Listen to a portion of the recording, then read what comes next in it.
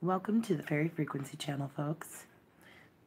Tonight I'll be reading to you from Alice in Wonderland by the amazing late great Lewis Carroll. Illustrations by Sir John Tenniel.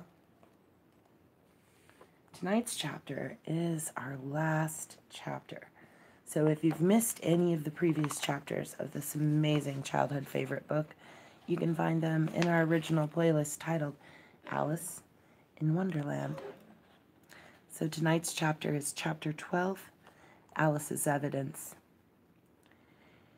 "Here," cried Alice, quite forgetting in the flurry of the moment how large she had grown in the last few minutes, and she jumped up in such a hurry that she tripped over the jury box with the edge of her skirt, upsetting all the jurymen onto the heads of the crowd below, and there they lay sprawling about, reminding her very much of a globe of fish she had accidentally upset the week before.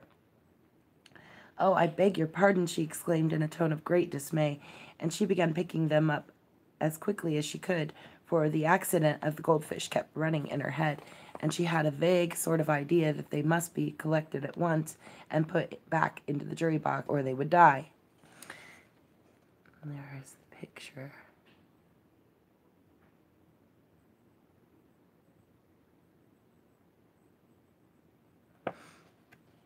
"The trial cannot proceed," said the king, in a very grave voice, "until all the jurymen are back in their proper places. All," he repeated with great emphasis, looking hard at Alice as he said so. Alice looked at the jury box and saw that in her haste she had put the lizard in head downwards, and the poor little thing was waving its tail about in a melancholy way. Being quite unable to move, she soon got it out again and put it right. "Not that it signifies much," she said to herself. "I should think it would be quite as much use in the trial one way as the other." As soon as the jury had a little recovered from the shock of being upset, and their slates and pencils had been found and handed back to them, they set to work very diligently to write out a history of the accident, all except the lizard, who seemed too much overcome to do anything but sit with its mouth open, gazing up into the roof of the court. "What do you know about this business?" the king said to Alice. "Nothing," said Alice. "Nothing whatever," persisted the king. "Nothing whatever," said Alice. "That's very important," the king said, turning to the jury. They were just beginning to write this down on their slates when the White Rabbit interrupted. "Unimportant, your majesty means, of course," he said in a very respectful tone, but frowning and making faces at him as he spoke. "Unimportant, of course, I meant," the king hastily said, and went on to himself in an undertone. "Important, unimportant, unimportant, important," as if he were trying which word sounded best. Some of the jury wrote it down, important, and some unimportant. Alice could see this as she was near enough to look over their slates, but it doesn't matter a bit, she thought to herself. At this moment, the king, who had been for some time busily writing in his notebook, called out, "Silence!" and read out from his book, Rule 42. "All persons more than a mile high to leave the court." Everybody looked at Alice. "I'm not a mile high," said Alice. "You are," said the king. "Nearly 2 miles high," added the queen. "Well, I shan't go at any rate," said Alice. "Besides, that's not a regular rule. You invented it just now." "It's the oldest rule in the book," said the king. "Then it ought to be number 1, said Alice. The king turned pale and shut his notebook hastily. "Consider your verdict," he said to the jury in a low, trembling voice. "There's more evidence to come yet. Please, your majesty," said the White Rabbit, jumping up in a great hurry. "This paper has just been picked up." "What's in it?" said the queen. "I haven't opened it yet," said the White Rabbit, "but it seems to be a letter written by the prisoner to somebody." "It must have been that," said the king, "unless it was written to nobody, which isn't usual, you know." "Who is it directed to?" said one of the jurymen. "It isn't directed at all," said the White Rabbit. "In fact, there's nothing written on the outside." He unfolded the paper as he spoke and added, "It isn't a letter after all. It's a set of verses." "Are they in the prisoner's handwriting?" asked another of the jurymen. "No, they're not," said the White Rabbit. And the queerest thing about it, the jury all looked puzzled. He must have imitated somebody else's hand, said the king. The jury all brightened up again. Please, your majesty, said the knave. I didn't write it, and they can't prove I did. There's no name signed at the end. If you didn't sign them, said the king, that only makes the matter worse. You must have meant some mischief, or else you'd have signed your name like an honest man. There was a general clapping of hands at this. It was the first really clever thing that the king had said that day. That proves his guilt, said the queen. It proves nothing of the sort, said Alice. Why, you don't even know what they're about. Read them, said the king.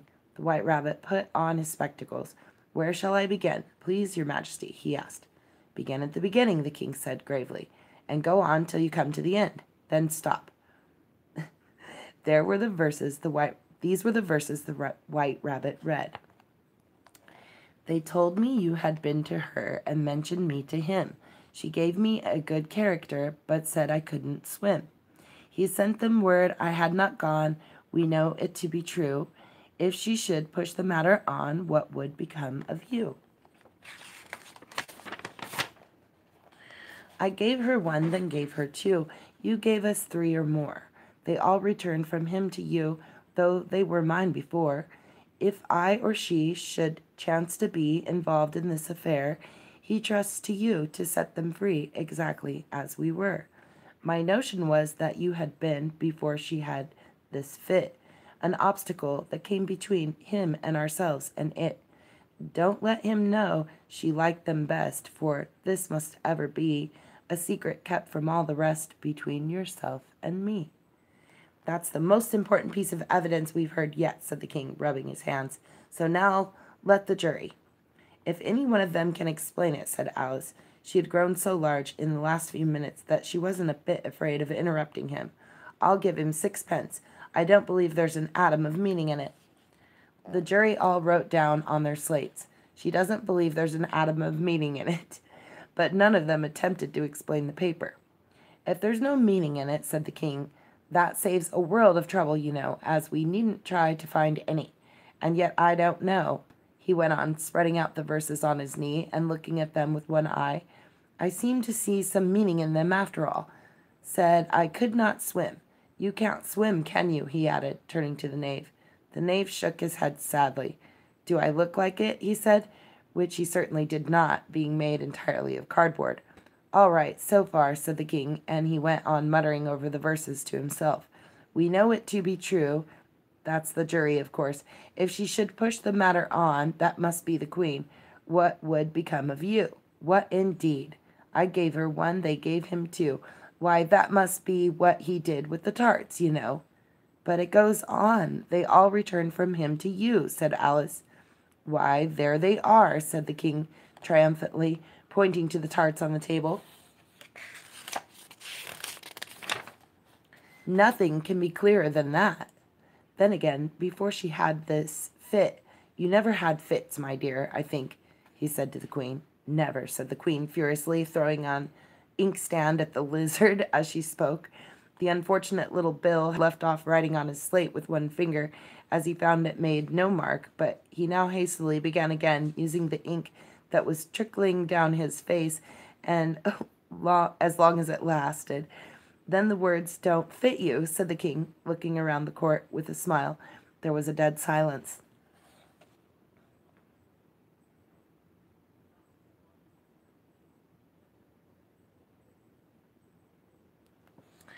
It's a pun, the king added in an angry tone, and everybody laughed. Let the jury consider their verdict, the king said for about the 20th time that day. No, no, said the queen. Sentence first, verdict afterwards. Stuff and nonsense, said Alice loudly. The idea of having the sentence first. Hold your tongue, said the queen, turning purple. I won't, said Alice. Off with her head, the queen shouted at the top of her voice. Nobody moved. Who cares for you, said Alice. She had grown to her full size by this time. You're nothing but a pack of cards. At this, the whole pack rose up into the air and came flying down upon her. She gave a little scream, half of fright and half of anger, and tried to beat them off, and found herself lying on the bank with her head in the lap of her sister, who was gently brushing away some dead leaves that had fluttered down from the trees onto her face. Wake up, Alice dear, said her sister. Why, what a long sleep you've had. "Oh, I've had such a curious dream," said Alice.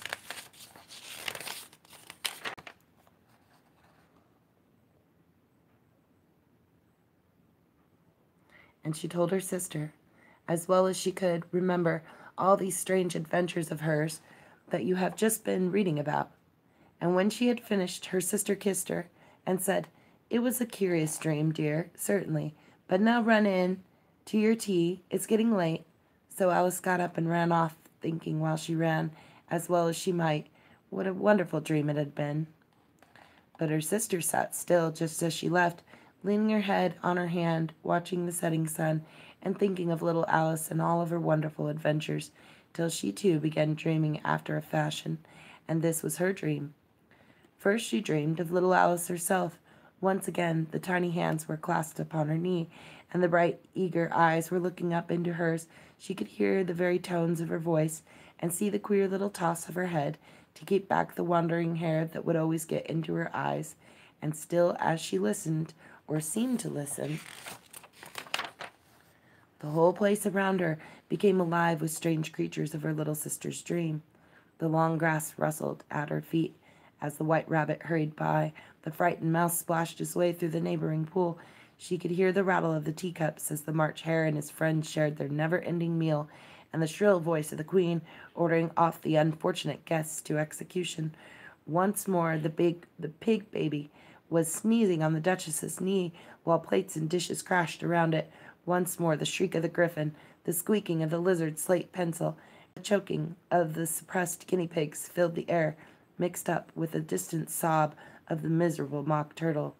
So she sat on with closed eyes, and half believed herself in Wonderland, though she knew she had but to open them again, and all would change to dull reality. The grass would be only rustling in the wind, and the pool rippling to the waving of the reeds. The rattling teacups would change to tinkling sheep bells, and the Queen's shrill cries to the voice of the shepherd boy, and the sneeze of the baby, the shriek of the griffin, and all the other queer noises would change, she knew, to the confused clamor of the busy farmyard, while the lowing of the cattle in the distance would take the place of the mock turtle's heavy sobs. Lastly, she pictured to herself how the same little sister of hers would, in the aftertime, be herself a grown woman, and how she would keep, through all her riper years, the simple and loving heart of her childhood, and how she would gather about her other little children and make their eyes bright and eager with many a strange tale, perhaps even with the dream of Wonderland of long ago, and how she would feel when all their simple sorrows and find pleasure in all their simple joys, remembering her own child life and the happy summer days. And that is the end of Chapter 12, Alice's Evidence, and the end of our book, Alice in Wonderland. So, if you've missed any of the previous chapters, remember you can always find them in our original playlist titled Alice in Wonderland. And we want to wish you all a beautiful evening.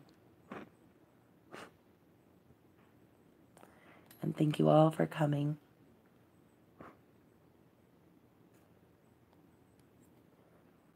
And wish you all very sweet dreams.